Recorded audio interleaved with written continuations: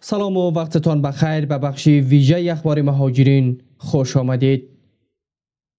علی سرزعیم معاون پیشین وزیر کار در گفتگو با خانه اقتصاد گفته است که نبود کارگران افغانستانی باعث شده بسیاری از کشاورزان محصولات خود را برداشت نکند و کار را رها کنند. وی توضیح داد حضور مهاجرین افغانستانی در ایران هم نکات مثبت دارد و هم منفی. از یک طرف زندگی آنها در ایران باعث افزایش تقاضا برای غذا، مسکن و پوشاک می شود و از طرف دیگر بسیاری از بخش‌های کشاورزی، دامداری، مرغداری و حتی نگهداری ویلاها به نیروی کار افغانستانی وابسته است. با گفته سرزعیم نبود این نیروها مشکلات جدی برای بخش‌های مختلف اقتصاد به وجود می آورد.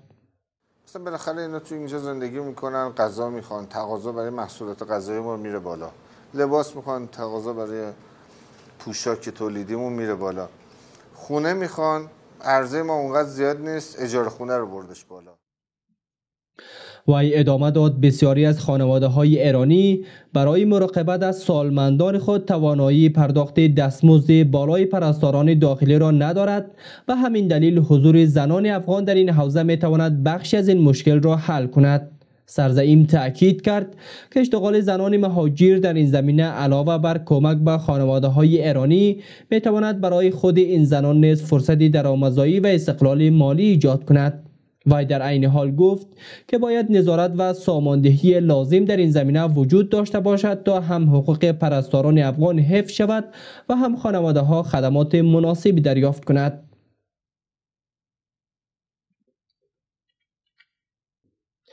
مصطفی اسدی مسئول آموزش و پرورش اتباع خارجی در استان خراسان رضوی صبح روز چهارشنبه در یک نشست خبری در مشهد در جمع خبرنگاران حاضر شد و درباره روند ثبت نام دانش آموزان اتباع خارجی در مدارس این استان توضیحات ارائه داد.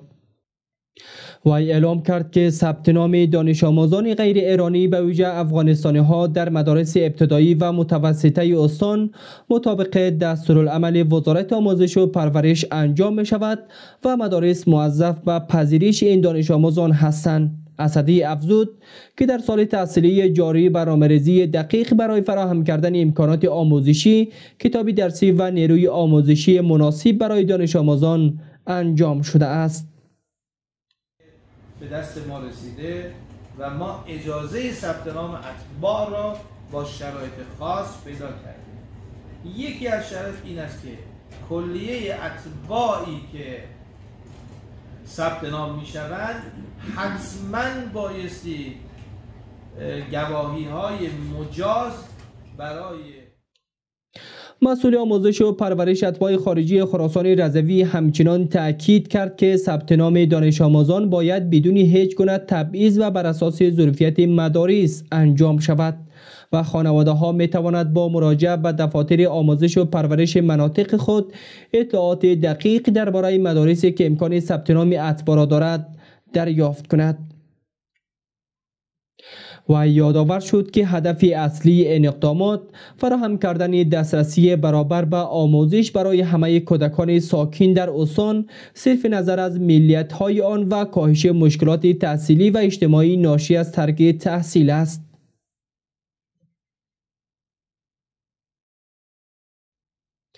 قطع اینترنت فایبر نوری در افغانستان آغاز شده و بیش از 13 میلیون نفر با محدودیت دسترسی روبرو هستند. رهبر طالبان هیبت الله آخوندزاده دستور داده این قطع اینترنت در ولایت‌های بلخ، قندهار، نیمروز، هلمند و ارزگان اجرا شود و کارشناسان هشدار می‌دهد که این روند ممکن است به سراسر کشور سرایت کند. بیژن یقین تحلیلگر افغان میگوید که طالبان اینترنت را ابزاری برای نفوذ خارجی و تهدید فرهنگی می‌بیند و می‌خواهد کنترل جامعه را به دست گیرد. وی هشدار می‌دهد که ادامه این روند افغانستان را وارد مرحله از انزوای دیجیتالی کامل خواهد کرد و فاصله کشور با تحولات علمی، فرهنگی و اقتصادی جهان را هر روز بیشتر می‌کند.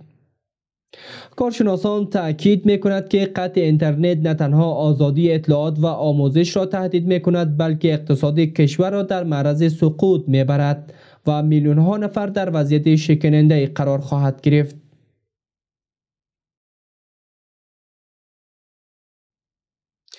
بر اساس دفترچه انتخاب رشته دانشگاه آزاد اسلامی، اتباع غیر ایرانی به ویژه افغانستانی ها در برخی رشته های علوم پزشکی نمی تواند در مناطق مشخص استان ها ثبت نام کند.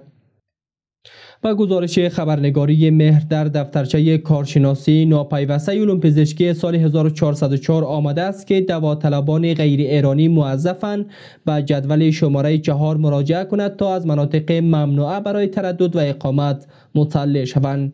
این افراد در این مناطق اجازه انتخاب رشته را نخواهد داشت و ثبت نام آنها محدود است.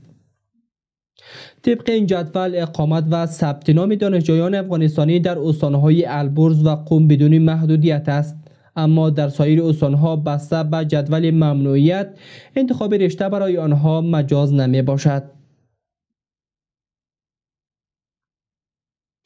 بسیار سپاسگزاریم که تا آخرین بخش خبری با ما همراه بودین. شب و روزتان بخیر. خدا نگهدار.